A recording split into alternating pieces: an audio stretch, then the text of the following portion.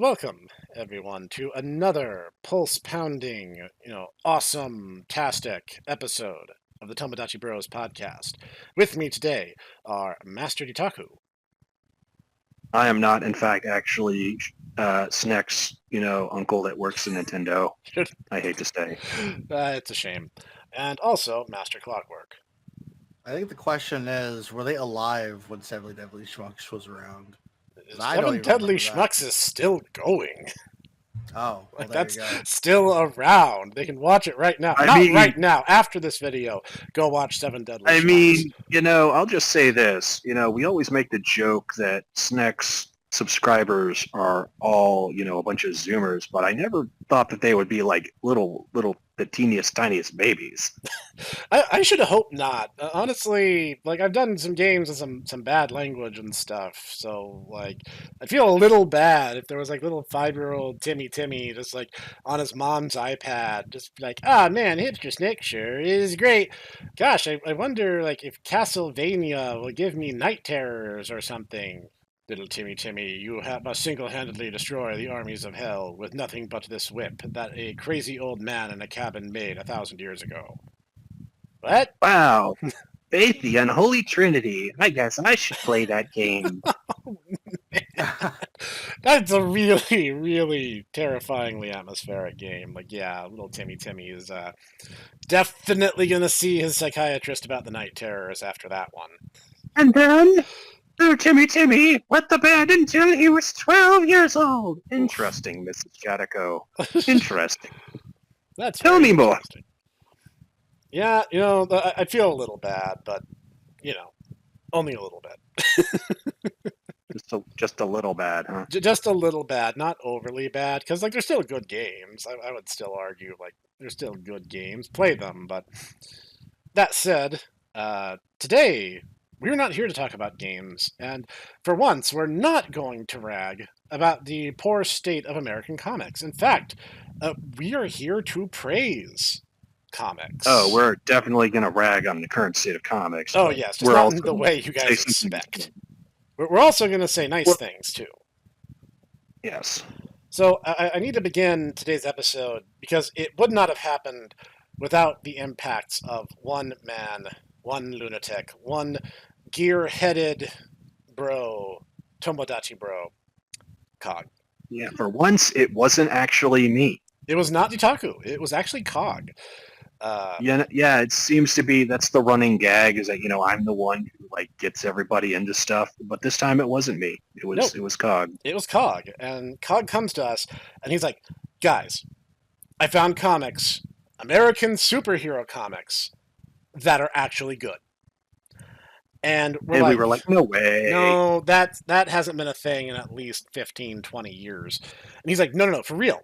And I'm like, okay, tell us about it. He's like, well, it's called Kamen America. And I'm like, okay, I'm intrigued. I'm intrigued. Explain. So just kind of without context, he just, starts meme posting in our channel and showing us these bits from Kamen America. It's really funny. No, you cannot join our channel. It's literally just for us. Now, yes. Will we someday make a Discord where you guys can come in and bug us? Maybe.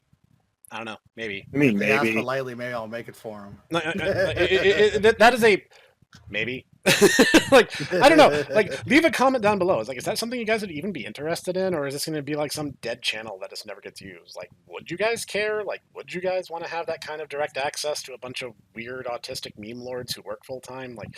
What do you get out of that? Why are you in 15 million Discords, John?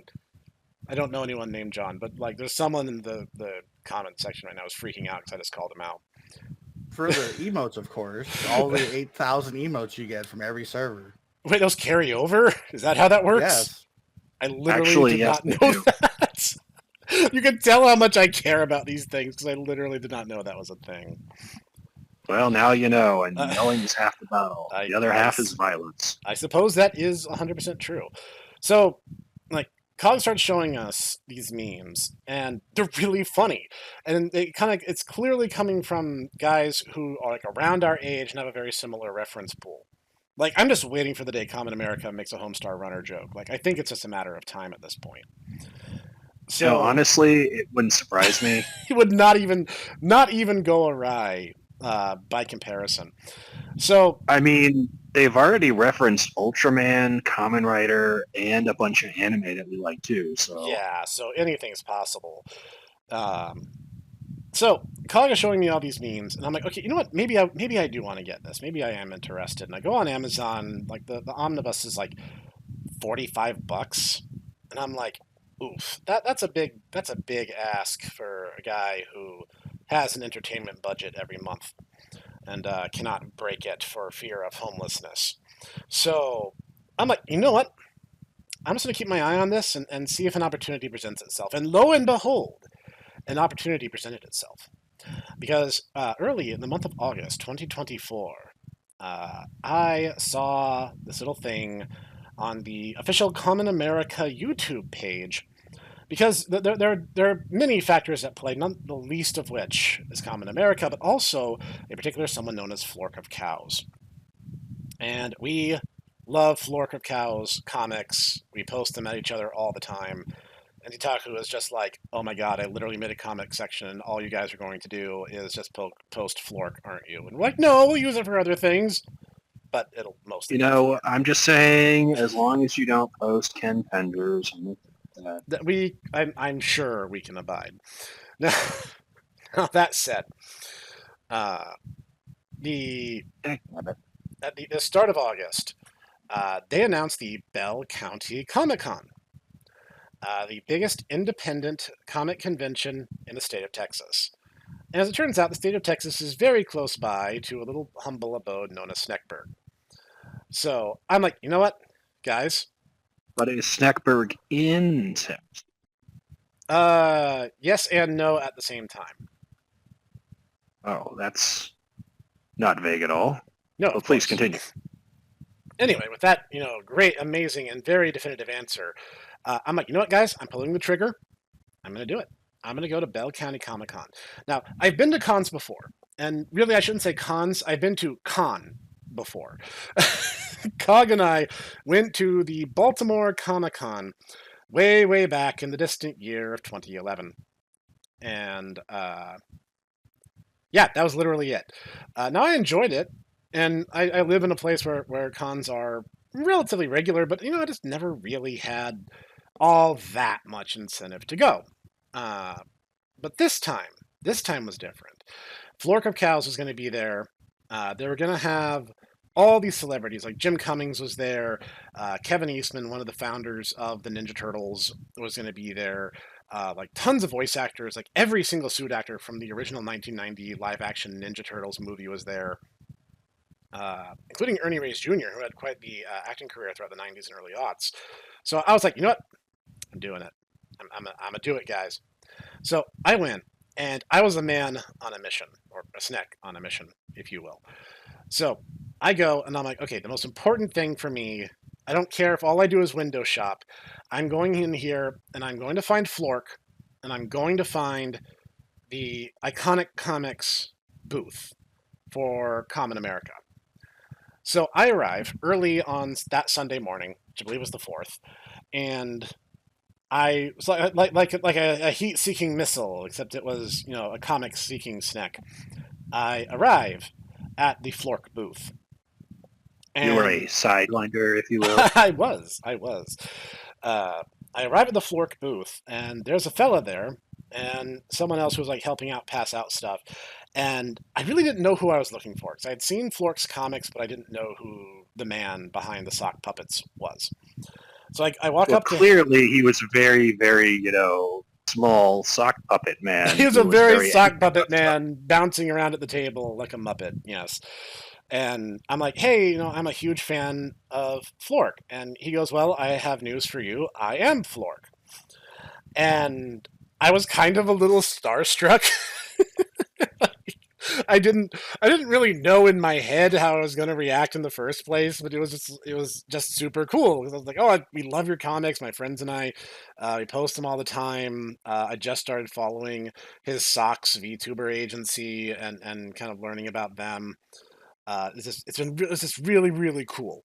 And he's like, hey, would you want me to draw you something? And I was like, would you draw me? Would you draw the Snek? And he's like, yeah. So he draws the Snek, which I posted on my Twitter. So if you guys have follow me on Twitter, you guys have already seen this. He gave me the Snek drawing he did, which is now proudly displayed on the front of my refrigerator. That's a true story. And he also gave me this little can of Gamer Sups, like, what do you call it? Drink flavor, I guess. Um, and if you guys are Yep. curious, it's anime girl thigh flavor. Which is funny because we were just making fun of me the last Vampire Survivors run for having that exact thing on my desk. So, brushing that under the rug and pretending that Clockwork didn't just say that, he gives it to me. He's like, "Hey, these are like little free handouts we're doing." You know, if you can't eat a little bit of humble pie, you can't be a Tomo bro. That's true.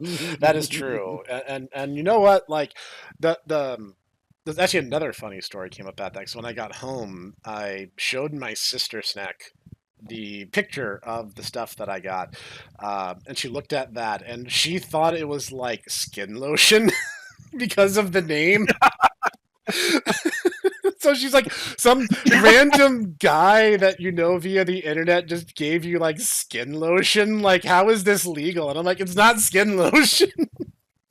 Although now it is now being made as a product as we speak.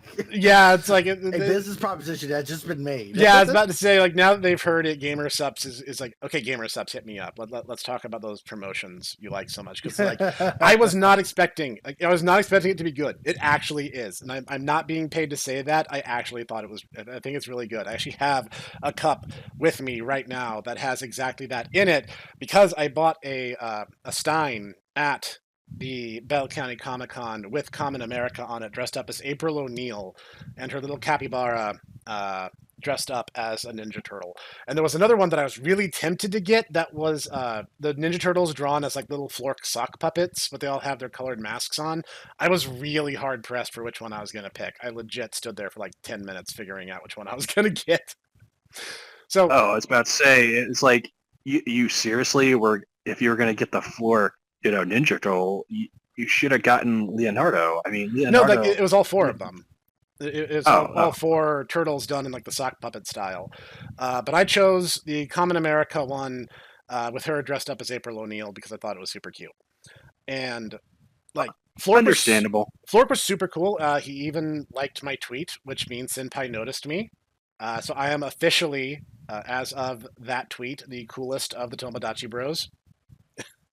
So you have gotten noticed by Larry. You have gotten noticed by Flork. Dang, you are the coolest of us. That's it's surreal, but it was super cool. And the thing that I really appreciated is he could kind of tell I was nervous, but he was super super chill about it, which helped a lot because like I didn't even know what to say. I just knew I was going to get there and figure it out, and then I got all embarrassed. So like that's a thing.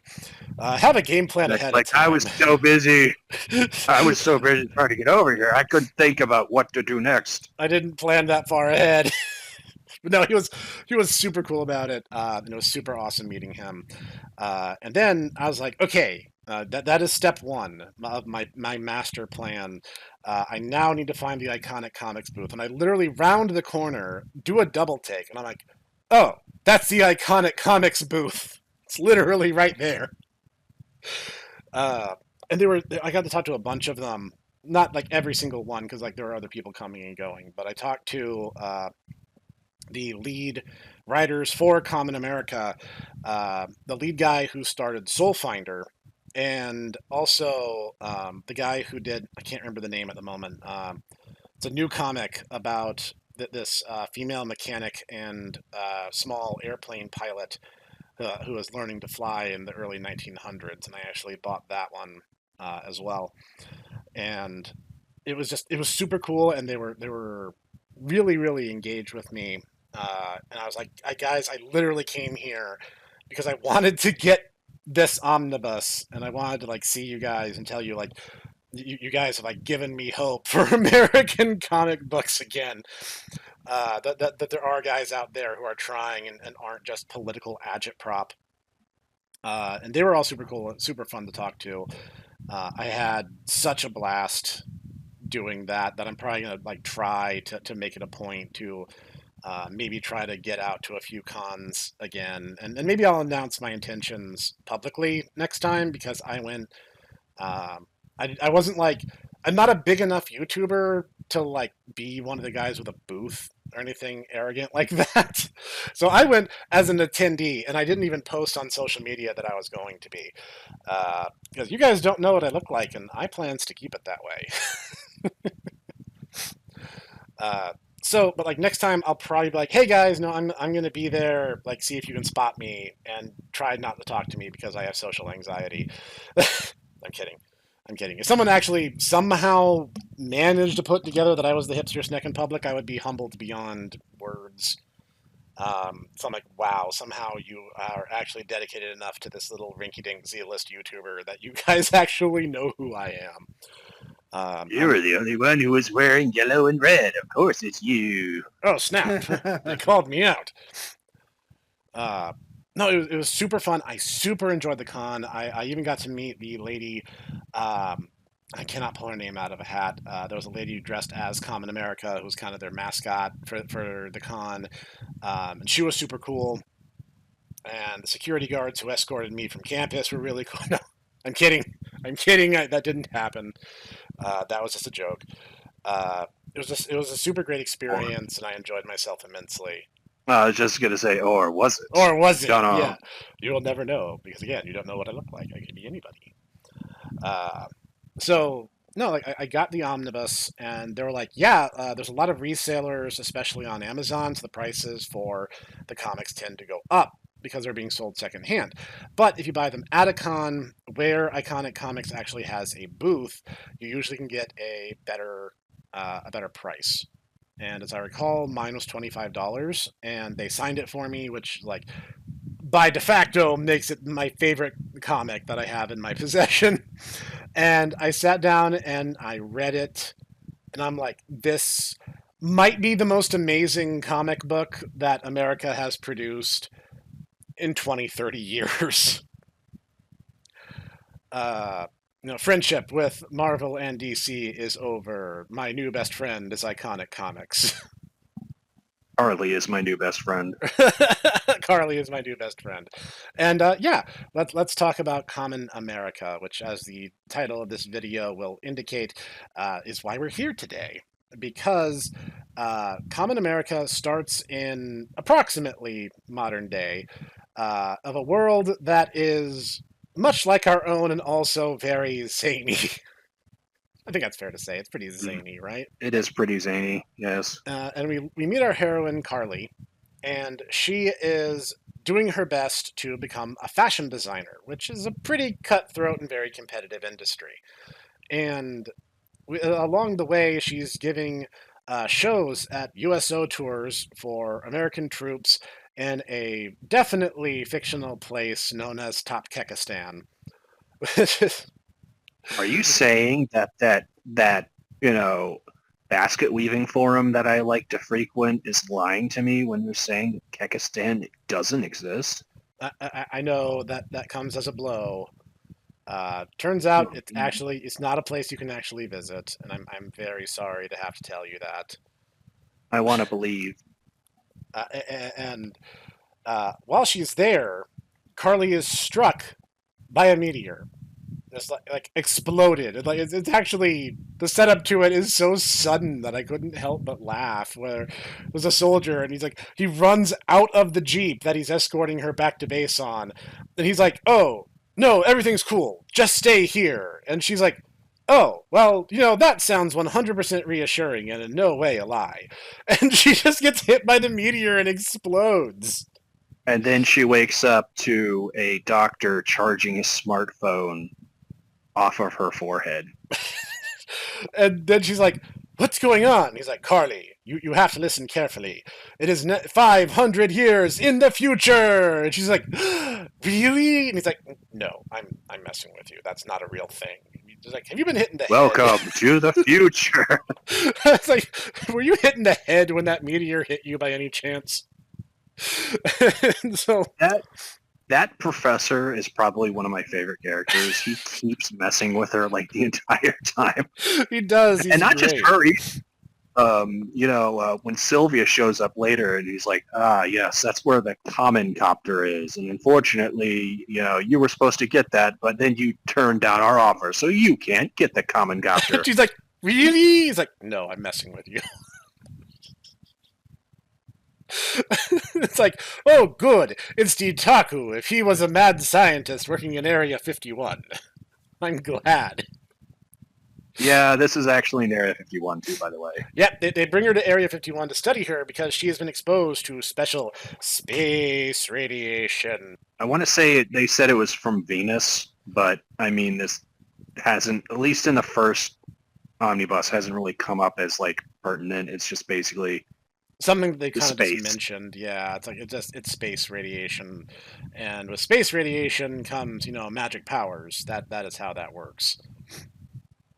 Mm-hmm. And so Carly is just like, this is my opportunity. I can do something really great because now that I have powers, I can make a difference in the world in a way that I couldn't before when I was just a normal person. And so she goes to her talent agent, and she's like, okay, I'm going to become a superhero, and I'm going to be called, and she gets cut off. He's like, you're going to be Warhen. And she's like, I'm sorry, what?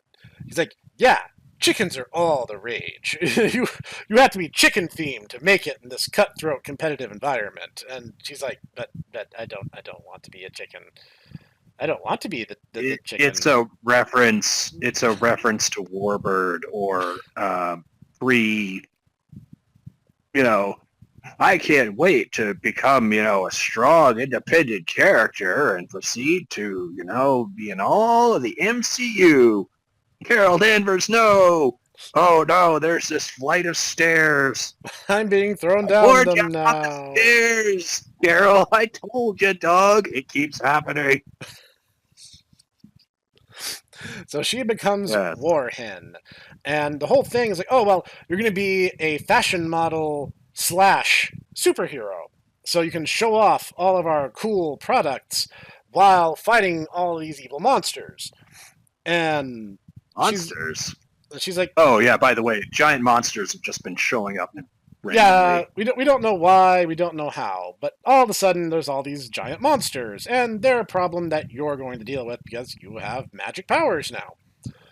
And Carly is just like, well, if that's the best way to help people, then that's how I'm going to help people. And one of the things I really like about how she's characterized is she is that I want to do the right thing to do the right thing kind of hero. And you know what? The world needs more of that. I've been saying that since as far as this podcast has begun, and even then privately among my friends, well before that. So so it's like, Carly is a good girl. She is good and deserves all of the head pats. Mm-hmm. And so she starts fighting the monsters, and they're just like, yeah, we copyright the monsters, and then we can sell toys of the monsters. It's like, of course, because, never miss an opportunity to try to profiteer off human suffering there, Megacorp. Very, very subtle little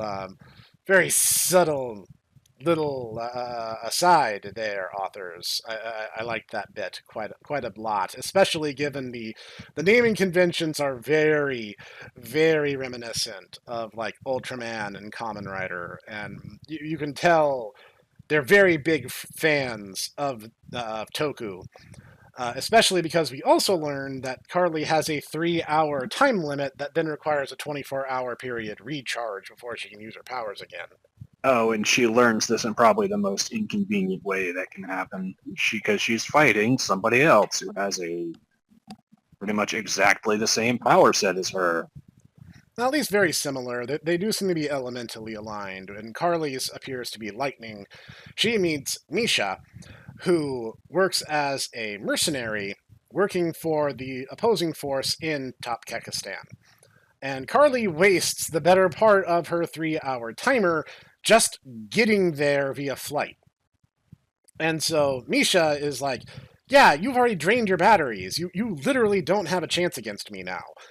And actually, what I thought was really cool about that fight is not only was it just a really cool fight, like, period, Carly ends up coming out on top because she is a nice person and she's actually genuinely trying to help people. And so she Mm-hmm. actually is just like, oh, is this poly is this what is it, polyradix? Is this like special material that keeps showing up in the story? And I'm getting the sense it's going to be very important. Like, oh yeah, it's polyradix, uh, and Misha's just like, one, how did you know that? Two, why are you telling me this? And three, how are you not dead right now? I literally just exploded you. Oh, so by the way, I noticed that is Misha your name? Because that's what it says. It was made by Misha in Latin letters. Why didn't you write it in ceramic Cyrillic? Ceramic Yeah, Cyrillic, that. And it's like, well, Misha's Carly, not Car- actually Russian. Carly actually has a bunch of things like there's later on a Japanese character who comments because she has a very noticeable cowlick, and so she compliments her on her ahoge, and so she keeps going on about her ahogi. Hirogi, yes. Oh, no, I skipped one of my favorite parts. I have to rewind a little bit. There's a bit where Carly uh, finds this homeless woman in the middle of winter, and the lady is kind of like, bent and gray and old, and she's just like, oh, like, I have this really neat scarf, and I'm gonna give it to you so that way you can be warm, and don't worry, I can just make another one. And her manager gets super mad about it. He's like, oh, we can't have homeless people wearing our products. That will make us look like a brand for homeless people. It's so delightfully evil. Like, it's hard to not be entertained. I mean, the guy's name is literally like Nero De Niro, so I mean, Yeah, so it's you know, like, uh, and his first off, it shows that Carly is just a very nice person at heart. And so she gives up the Warhen moniker and she goes, you know what? I'm going to go indie. I'm not going to have to sit here and be lectured by people who are more concerned with brand appearances than actually helping someone who is in danger of freezing to death. I mean, this is right after she's given a ultimatum that she's like, all right, Warhen, you're gonna have a sidekick that's gonna be able to hawk our goods and be able to push our agenda. She's like, agenda? I thought we were supposed to be doing the right thing. It's like, sure, kid, sure. Sure, keep telling yourself that. Wink. Did you just say wink out loud? No. Wink. What? It's like, What? that's kind of how it goes, though. And she's like, I'm not going to do that. I'm not here to hawk merchandise. I want to help people. And so she's like, I'm going to call myself what I wanted to call It, myself since I started.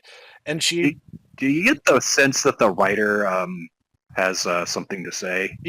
just maybe, just a little tiny bit.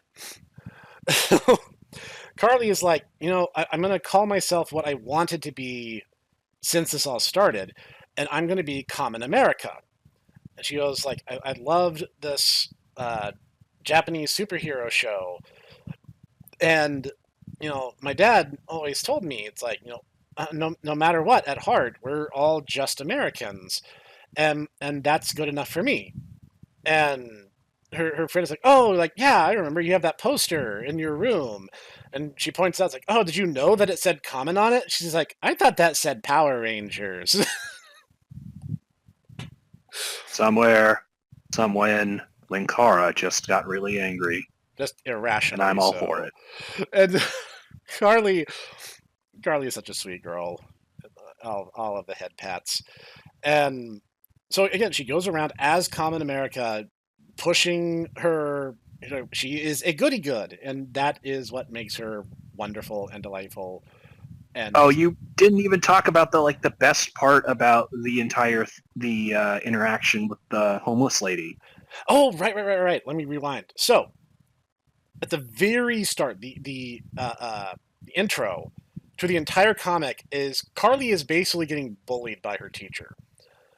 And her teacher was apparently real part of this flower child movement where she's just like, you can't make dresses. That's pushing norms on people, and you should be striving to break cultural norms. And Carly's like, I like making dresses.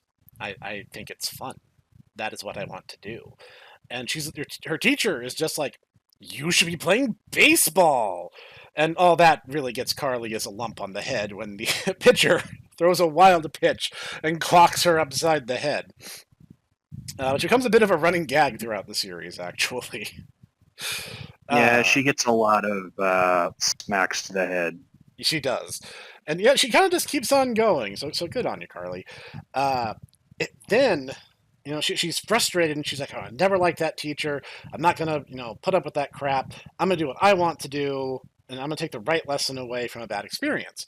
And then she learns after the fact that the old lady she gave the scarf to when she was still Warhen was that teacher. And Hmm. then Carly's like, I have to find her. And when she tries, it turns out she had actually passed away before she got the chance. And I was just Hmm. like, that's a gut punch. That was right in my feels, comic. So thank you for reminding me that I am still, at least a little bit in touch with my feels. So like, thanks, I guess. It's really poignant, and again, I think it shows a strong character ethos for who Carly is, and I love that because they make it a point to reinforce that in all the right ways as she's learning to be common America. And then, of course, she starts getting friends, Misha being the first. She starts making friends as common America. And Misha eventually is like, okay, you know what? It's a weird thing, but I get what you're trying to do. Ultimately, you're trying to help people, and maybe I should take a little bit of that to heart.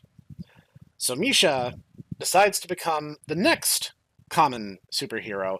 She becomes Common Comet. And you could not And make. not Hmm? actually common cogmet, No, like, we occasionally joke. I'm just saying they could not have made a Cog waifu more efficiently had they been deliberately trying and known the man on a first name basis. Because Common Comet is exactly Cog waifu bait. And like she's like, yeah, we should work on our superhero one-liners. So Carly's like, yeah, I'm gonna prove the justice of our culture. And I'm like, is that a reference to the NES Ghostbusters game? And then Misha's like, I'm going to murder you all. It's just like, wow, okay. I think I know who Cog's favorite is. I have to ask, why do you keep using Soviet names? What are you talking about? It makes my attack scarier. It makes my Uh, attacks uh, scarier. Based. oh, I see. I And so then after, think that's when your waifu shows yeah, up. my waifu shows up next, and we get introduced to Kimiko Kaneko, who is originally the daughter of the owner slash CEO of the biggest instant ramen noodle company in Japan, called Kaneko Noodles. And she apparently tests incredibly poorly. And she's like, well, tests in Japan kind of dictate everything, like what school you get into, what college you go to, and like what kind of job you're ultimately going to get into. And so she's like, I test really badly and I kept failing, but my dad was cool This and wanted me isn't to. just really badly. She fails like 80 It was times. like it was a lot. I think like the first time she mentions it was like 47 times, and then the number actually goes up later on. So it's like she failed a lot. And it's like it's not because she's dumb; it's just she gets stressed out and she doesn't know what to do. And so then Hmm. one day she's like, "Oh, I decided to take a quick break from my studying," and I walked onto my balcony and I got hit by a comet and exploded. It's like, that's your story? She's like, Yep. And then she learned that she was able to That's what manipulate. happened to me. Then she learned she's able to manipulate water. And her You'll dad. realize very quickly on this seems to be a recurring topic because Misha also is like, yeah, so I was there in my gorilla, camp and I got hit by this meteor, and you're like, That sure does sound familiar for some reason. I wonder if this is all leading somewhere. yeah. So she goes, oh, no, I can control water now. And her dad's like, wait a minute, you need water to make instant noodles. I can work with this. So he used to have a really scary company mascot that was just like a living bowl, like a living cup of ramen. And he's like, oh, we'll change it. We'll make the Ramen Rider. Is it scary? Honestly, I thought that the cup of noodles was kind of stupid looking. I did too, but apparently Kimiko's afraid of it.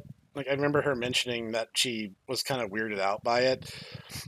But so instead of the instead of the living cup of noodles, they get the Ramen Rider. And because of Kimmy's job switch, she gets to become the new company mascot. And as she does so, she's like, I was entertaining people, and I was helping the company, and I was finally like, I was good at something. But I felt like I wasn't doing enough. And then I learned about Kamen America.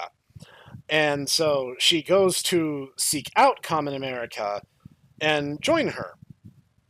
And she's just like, that's why I'm here. She is the cutest, sweetest thing ever, and I've only known about her for about a month, but if anything ever happened to her, I would literally kill everyone in this chat. Please don't kill me. No. I have nothing against your waifu.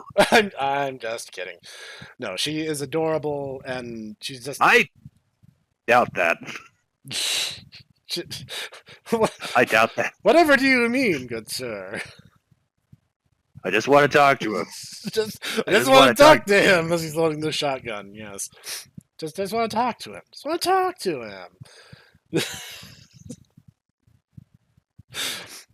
So yes, then we get she changes her name from the Ramen Rider to Kamen Ramen. And you ever get the sense that these writers have had like a lot of fun naming these characters? I am still disappointed there's not Common Amen. That would be Soul Finder. But that's Soul Finder, yeah. Yeah. So the three of them team up and they kind of form what eventually becomes known as the Common Core. And at the same time, they learn their villain is this mysterious Vermilion Masquerade who is able to create monsters at will. And they're like, "Oh man, this is crazy. This is some crazy stuff." And on top of that, Carly's old rival from her school days shows up. And she is the rich, stuck-up, stereotypical blonde girl from like every teenage movie in the 80s. Like, she's all of them combined. And the most impressive feat this comic does is it actually makes you sympathize with her.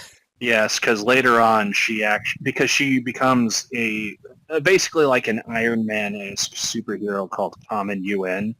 And I think it's a real shame because the Kamen UN suit is one of the cooler outfits. And yet it lasted maybe an issue. Yeah, she like gets it for all of 2 fights and then she loses it. And it was a good armor. And to be fair, and I gotta say her intro, honestly, it actually the bit where she is introduced, I actually had to stop because the way she shows up is there's this kaiju that's attacking. It's about to kill these bystanders by breathing fire at them. At which point, Kamen Yuen shows up, slices off its head, and then does a cool pose.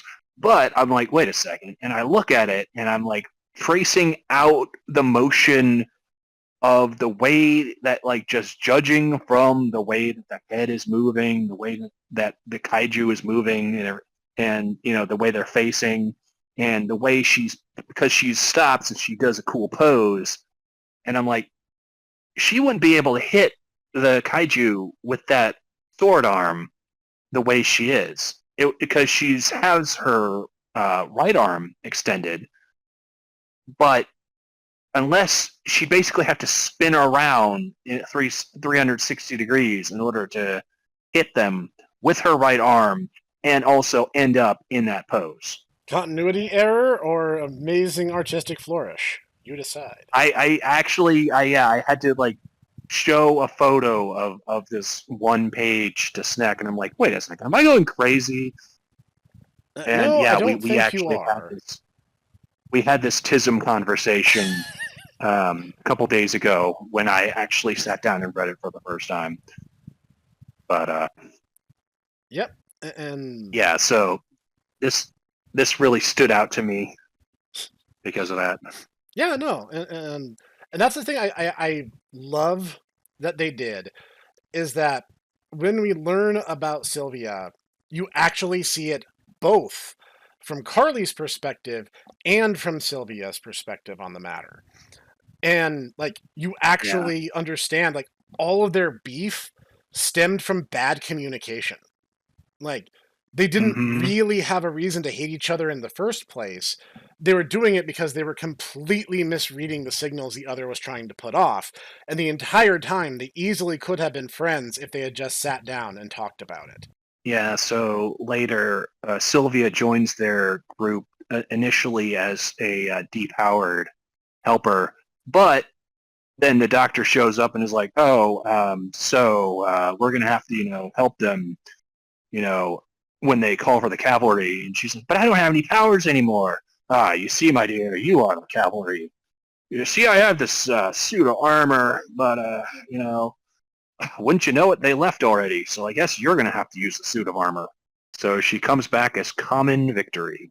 I don't know. I still think the Kamen UN outfit is better, but It had that you cool know. white and blue thing going on, which I do like, but Mhm.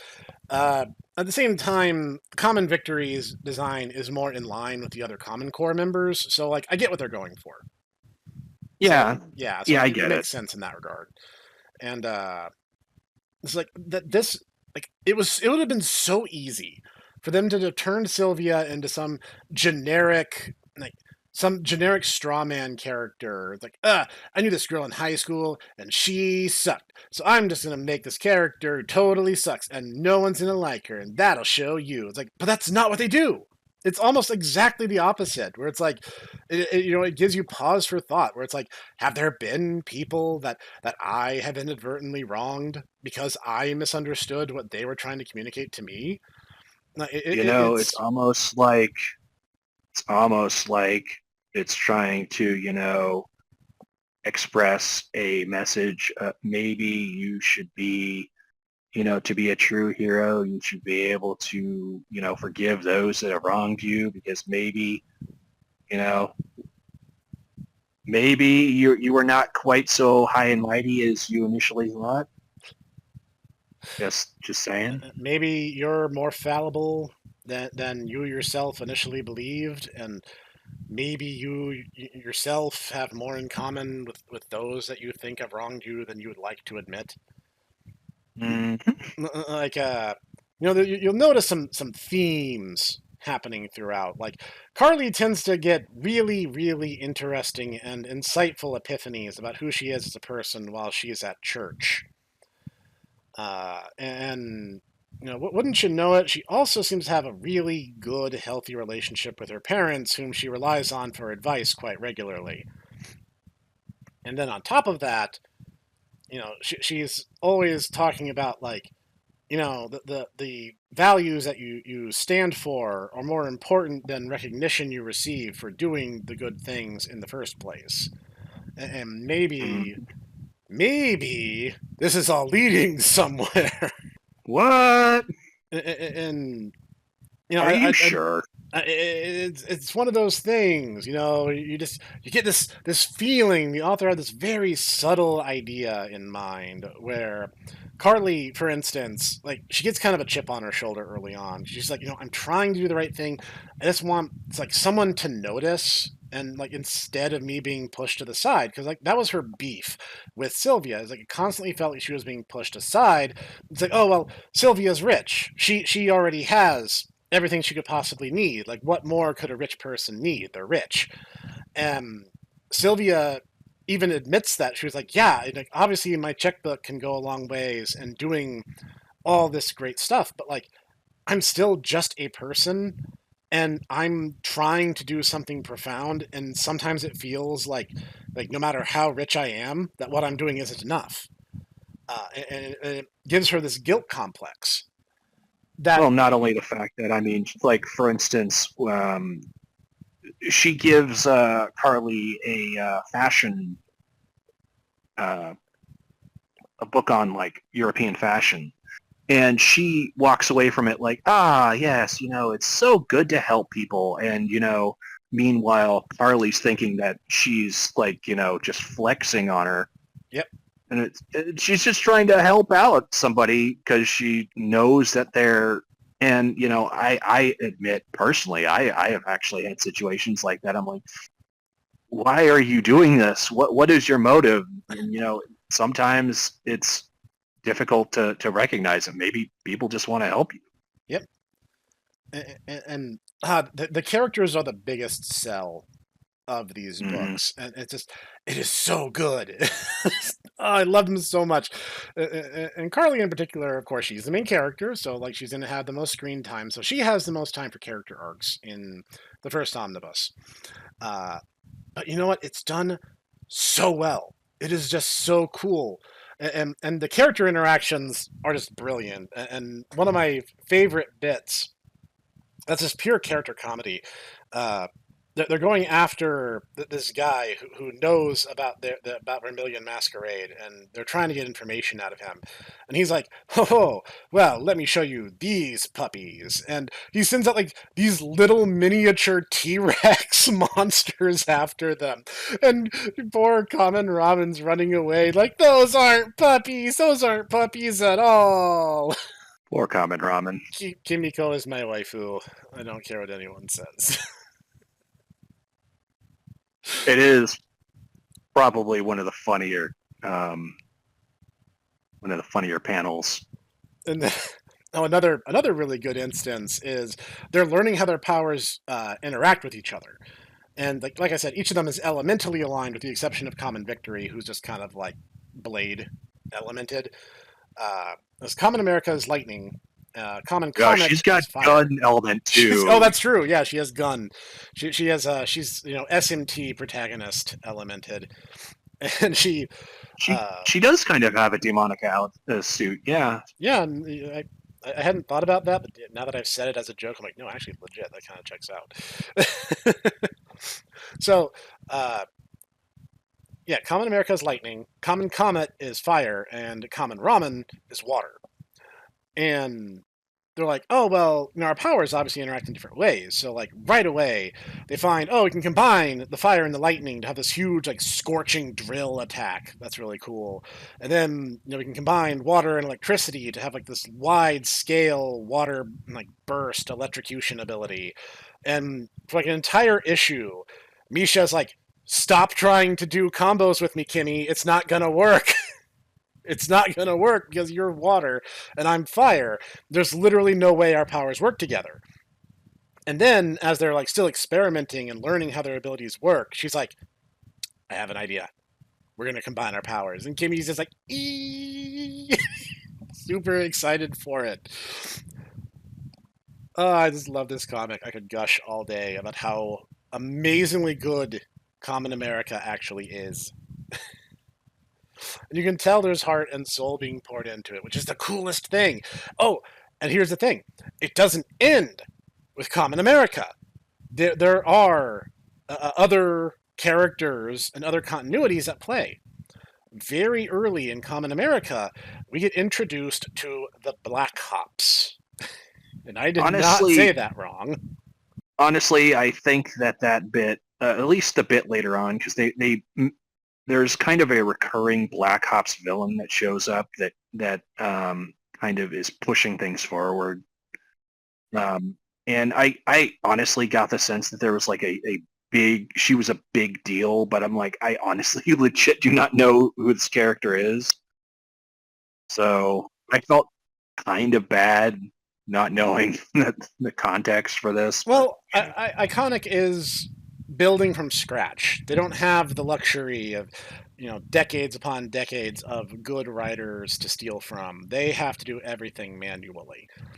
So, as opposed to Marvel and DC, who can just, oh, well, that didn't work. We'll just, reboot and just reuse the material that much better writers have given us.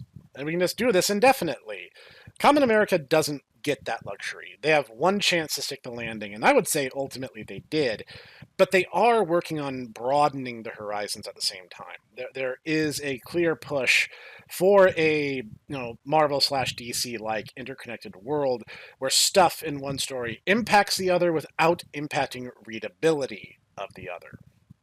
You can read the entire Common America Omnibus Volume 1 and not have read Black Ops or Soul Finder. They are kind enough, however, to put notes in the panels because, like, you see the main character from Soul Finder in Common America Volume 4, and he's just kind of there for a cameo. It's just kind of like a cool little shout out, and they're like, "Oh yeah, this is from Soul Finder." And I haven't read Soul Finder yet, but according to Cog, it's awesome. And I really, really want to get into Black Ops. Black Ops is what I'm going for next because it's adorable. It's like a dog and an otter and a couple other adorable animals. And as soon as I started talking about adorable animals, my cat walks in and just chirps at me. He knows. He knows what's up. And yeah, Black Ops looks adorable, so that's going to be the next one I grab. obviously, he's like, you're clearly talking about Sir Dash. Obviously. Rather dashing. And yeah, it's so much fun. And there's a lot of energy, and there's so much love for the medium. And I gotta say, their reference pool is really, really, really similar to the Bros. If you guys have been enjoying the Tomodachi Bros podcast, I would be hard pressed to believe that you wouldn't enjoy Common America. They have a Balton reference. They literally Alien Balton. I think they call him Alien Dalton or something. But like it's very, very clearly like they love Ultraman, they love Kamen Rider, they love lots of old Toku. There's Godzilla jokes and Gamera jokes and references to all sorts of cool stuff. And there's internet pop culture jokes, and it's so good. I'm gonna MS Paint that one meme about like friendship with Mudahar is over. Salomon is my new best friend. That's going to be the thumb for this video. Oh, and here I was expecting, the guy walking away and, walking away from Harley Quinn, and then there's, Common America right there. Or the staring boyfriend meme, where it's like it's Common America exactly. walking. Yeah. Oh yeah. Okay. That, I wasn't sure if that's the one you meant or not, but yeah, I'm with you now. Yeah, that's. I'm sorry, I didn't realize that's what that was called. That's what I've always heard it called. So yeah, it's like, looking over his shoulder at Common America as Harley Quinn just like throws her arms up in frustration. Relationship with Harley Quinn is over. The Suicide Squad is over. Harley is my new waifu. It's over with Harley. Time to get with Carly. It's so good. I love Common America, and I'm so excited to see what Iconic Comics does next. And I love their stuff. Going to the con was super cool, and seeing that there's more people getting aboard the Common America train. It's not just us. In fact, their Twitter feed and their YouTube page like blew up recently on account of it's getting really big in Japan. Like, Japan discovered Kamen America and apparently fell in love with her. So, like, all their socials doubled in size over the course of, like, 2 weeks. So, like, it's such a super cool thing to see happen. And it's so amazing to see indie comics do great because they are great. And like, it's such a relief. Because I remember for like a long time, like, oh, if you don't like Marvel or DC, you can always go to IDW. And then IDW went straight down the toilet. And I'm just like the only way DC could be good again is if they retconned out the last 15 years of every story they've done and stop trying to make Watchmen a thing in the DCU. You need to stop making Suicide Squad a thing. I swear. It's just, it's not good and it's not entertaining and it's frustrating. And there's even a few jokes written at the expense of people who write political agitprop instead of good stories. And you know what? I'm glad for that.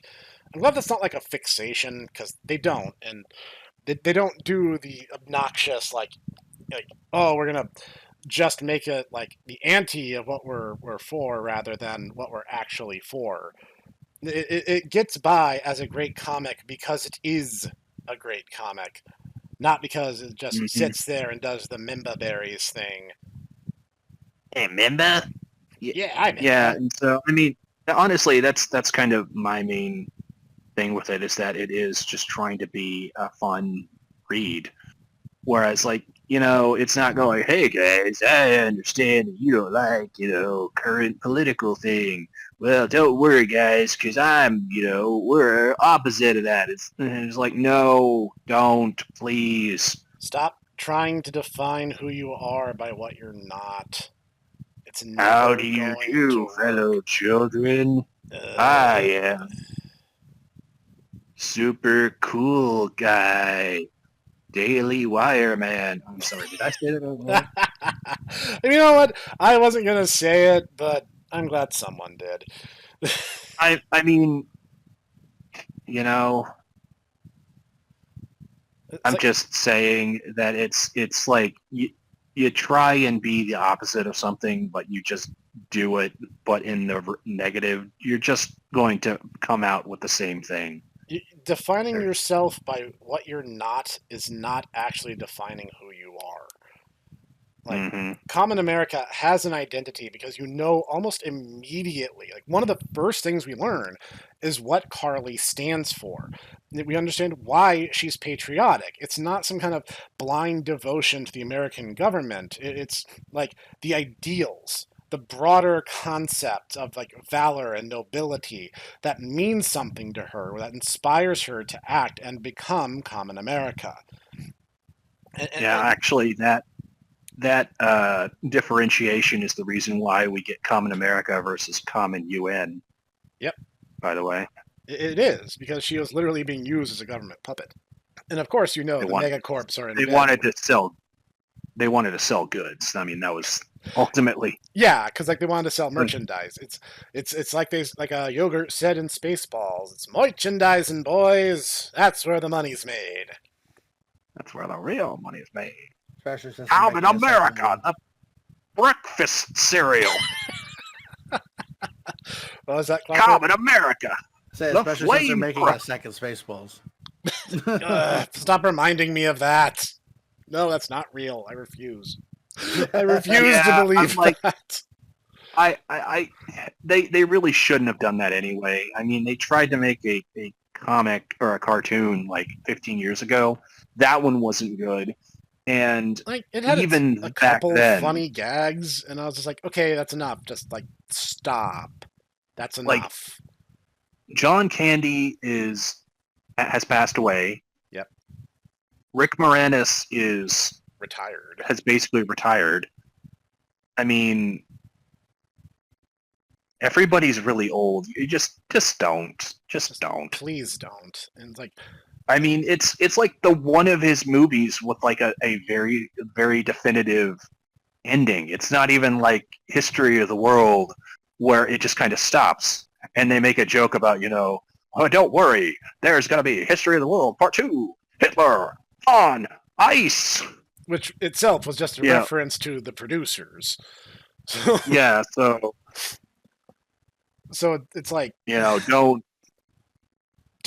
Yeah, these are the moral lessons. If you take nothing away from today's episode, let it be this. You know, don't define yourself based on what you're not, and know when the story is complete and succinct, and leave it as such. It's better to want more of a good thing and not get it than to get more of the thing you thought you wanted only to get a pale, cheap imitation of it. Especially in this day and age th- where that's all they're pumping out nowadays. Seriously. that's what the hipster Snek says. I'll see you next time. Dur, dur, dur. Whoa. We're doing the adventures of Hipster Snek. Yes. All right, fair enough. And you guys. Comment down below if you want a Saturday morning cartoon of the hipster Snek. Oh man, I wonder how much that would cost. Like probably Oh more than no! I'll Is that ever car have. coming towards me? Whoa! Wait, why did I go from Adventures of Sonic the Hedgehog to Family Guy? Why did you demote me? What did I do to you? Remember that one time there, Snake? Remember that one time? Oh man, this is almost as bad as that one time that we were making a reference to, that character in that popular early aughts, Flash animation. Holy crap! I wonder who they're talking about. That is indeed a mystery. Smash cut, something else. I have been demoted. You people saw them demote me. Just want that on the record. Demoted. So, you know what? You've been demoted? Yeah, I went from Adventures of Sonic the Hedgehog to Family Guy. If that's not a demotion, I don't know what is. Oh, okay, so what you're saying is you want to be Saddam then? No. I want to be Sonic Boom. I want to be the one that's actually written well. Leave a comment down below about how Princess Sally is your waifu and how you will never, ever, ever get over your nostalgia goggles. And I will make fun of them. I mean, reply to them. That is also a strong bad It's reference. the snake. Too tiny for a danger noodle. Hipster the snake. I am not kidding when I say that, no, he's got an attitude is like one of the worst, most cringe-inducing lyrics I've ever heard in a song in my entire life. Like, I cannot believe the love that surrounds that aggressively mediocre Captain Planet spinoff of a show. Just like, oh my god, I do not understand. He's not a boss from PSO2. Hipster the snake.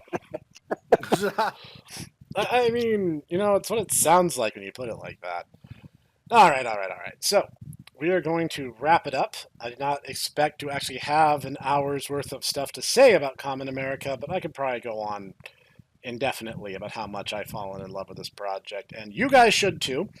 I'm going to leave some links in the description of today's video down below if you guys want to get the book for yourself. I'm going to leave direct links to iconic comics and try to avoid the scalpers as much as humanly possible. You guys, if anything we said today sounds even remotely interesting to you, you owe it to yourself to check it out because it is the comic that we both need and deserve. And you know what? I want more heroes like the Common Core and a whole lot less like the rehashed garbage that we're getting out of the big two. What's that saying? Support your indie developers. Support the indie scene. Yes, like, gosh, it's almost like my entire channel is mostly about indie games and stuff. Who'd have thunk?